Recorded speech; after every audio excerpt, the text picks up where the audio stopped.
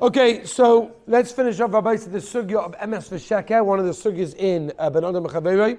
Very important sugya, very important chedek, because after all, the way we speak often reflects the relationship we have. As we mentioned at the beginning, the greater relationship you have with someone, the more amount of truth it requires. Because a real relationship is based on truth. The relationship you have with the Rabbeinu Shalom should be a relationship based on Emes. The relationship you have with your parents, with your roommates, with the chavrusas, with your Bein, with your friends, with your workmates, with your boss, should all be based on Emes. The moment you start veering off the Sheker, it starts making problems, and it does generally cause a problem in the relationship. So that is why this is doing here in the sugya of Ben Adam Chaver, because after all, you cannot have a Ben Adam Chaver without Emes. So yesterday, we went through some examples. I want to discuss today a few more examples, just to mention a couple of ideas.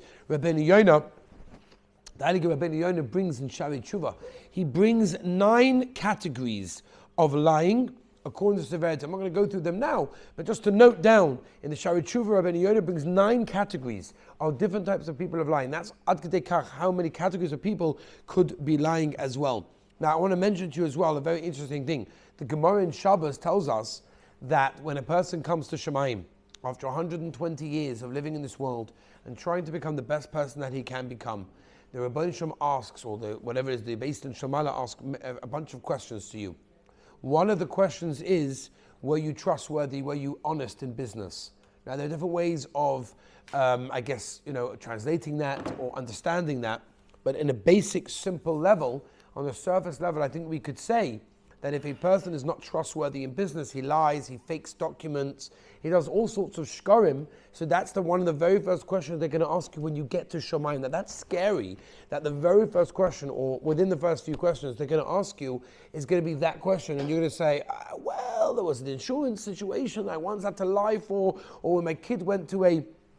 This, by the way, is a big problem, by the way, when you go and take your family to a theme park and you tell the youngest child, you're under 3.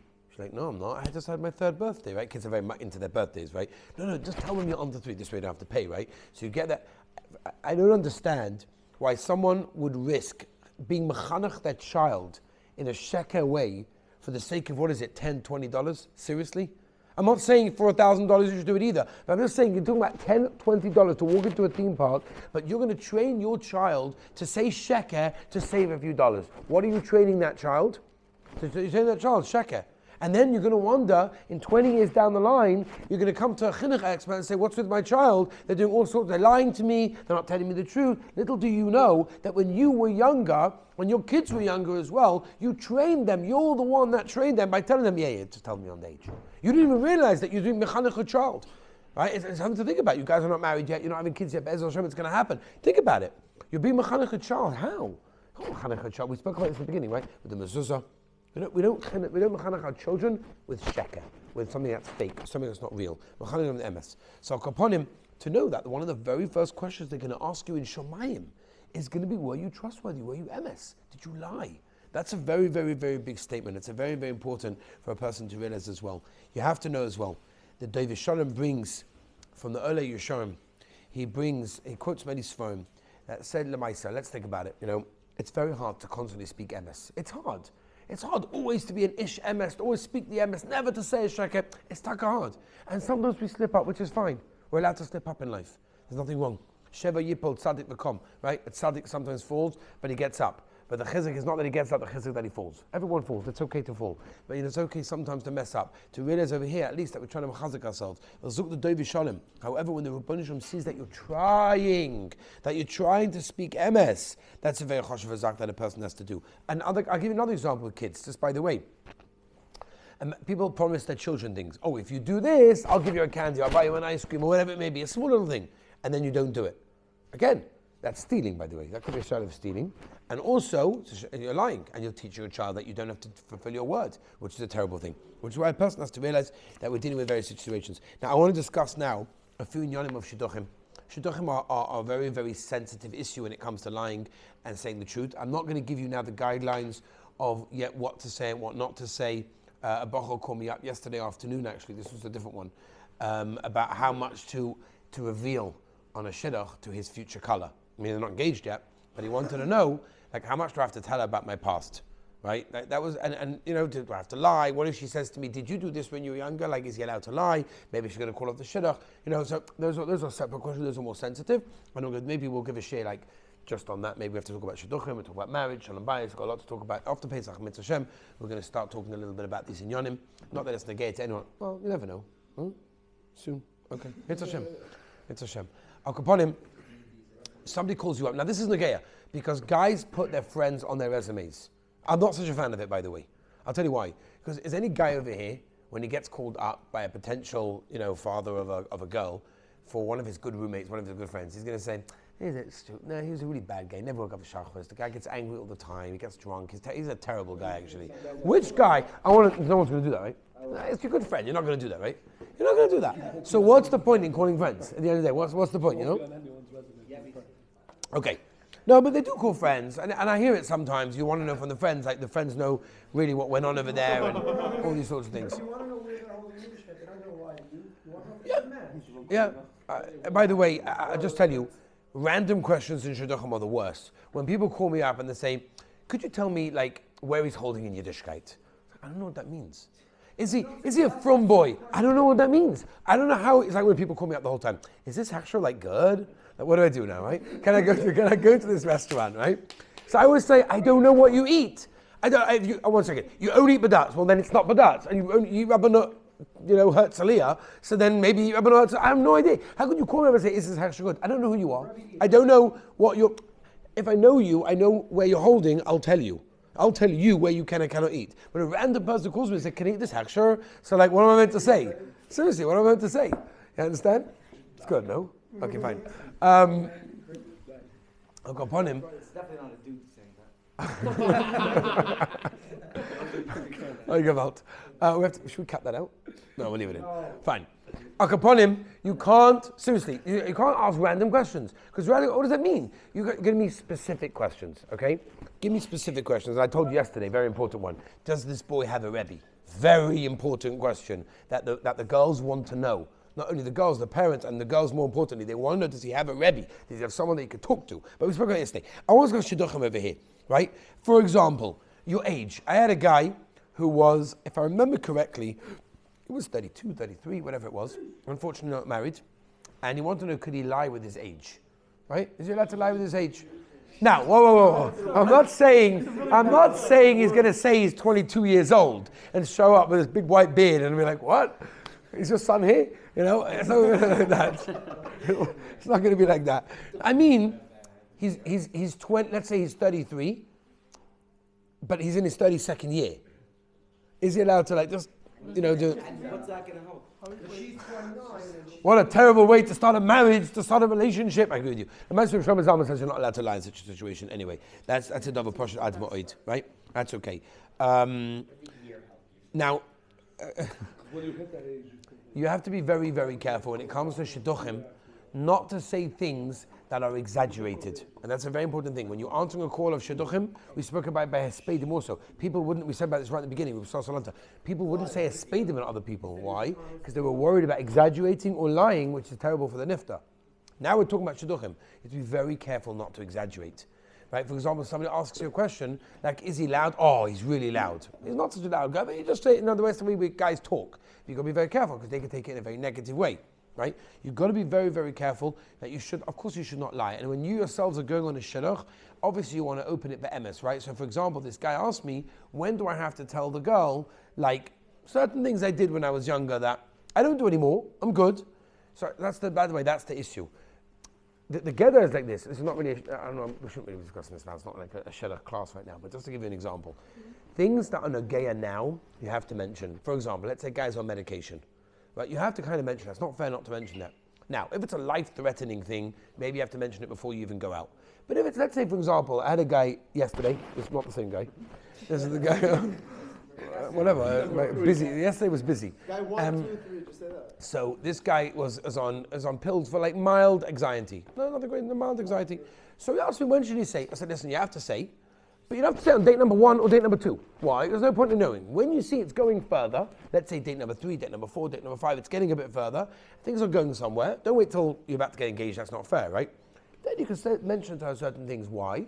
Because if you say in day number one, you're not giving her opportunity to know who you are and decide whether she wants to continue or not. Right? If it's a life-threatening thing, you say it from the beginning, obviously, let her decide if she wants that. But if it's a little thing that's manageable, it's not affecting your life in a major way, yes, say it, don't hide it. But you can wait till the second, third, fourth, when you're a bit closer, when your things are getting a bit better. But when it comes to saying your past, again, I don't think you should lie because it's not good to develop a relationship based on lies. And you also don't want your wife to find out afterwards, like, oh my gosh, if I'd have known. You don't want to do that. But you don't have to say every single, you don't have to say every single detail. That's not considered to be lying. But the best, by both sides, the best would be, right now, you guys are writing the script.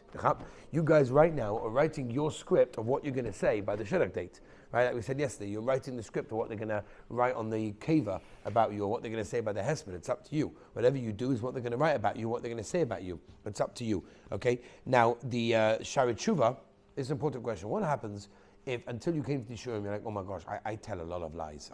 I constantly tell lies. By the way, avera goreres avera means that one avera causes like a domino effect. Thank you of averas. With lying, there's no greater example. You know how it is, you say one lie, you got yourself in, you're like, oh no, because I said that one, I'm also going to say that one, I'm also going to say that one. You know how that goes? It's always how it goes, right? There's a book called The Middle White Lie. Oh yeah? No, and it just keeps on going. You start with one little thing and boom. Right, so lying is a perfect example of something that you could start and it's so hard to get out of and it's too late often. That's why it's so important to be sensitive to this inyan. Rabbeinu Yonah has a kasha. And he says, what happens if a person does a lot of lying and wants to do tshuva? I want to be a better person. I want to stop lying. I want to stop it. What should he do? So Rabbeinu Yonah, he should accept upon himself, believe shalem, only to try and speak Emes. Avada b'lineda, he's going to try his best, and if you fall, you keep on going, get up again. That's always how it goes. But to be makabel on yourself is very, very important for a person to remember to do that as well. By the way, lying does not only apply to speaking. You could lie by text. You could lie with your head. You could shake your head when you shouldn't be doing so. Huh? For any form of communication. Very, very good. What's the gematria of sheker? Interesting. What's the gematria of sheker? Derech shalom. Then if you get away from sheker, you have derech shalom. That's a very important thing as well. Okay, this is something we're all familiar with, where the Gemara tells us in Ksubas, famous are you allowed to tell the chassan, wow, your wife is gorgeous, when she's clearly not, right? It's a Gemara. First a Gemara. A baby. Oh, what do you think of my baby? I don't know, it looks like a baby. Oh, you don't see, she's got this one's ears and that one's nose and this one's like, no, she looks like a baby. I'm with you on that one. Anyway, so, it's okay, say that.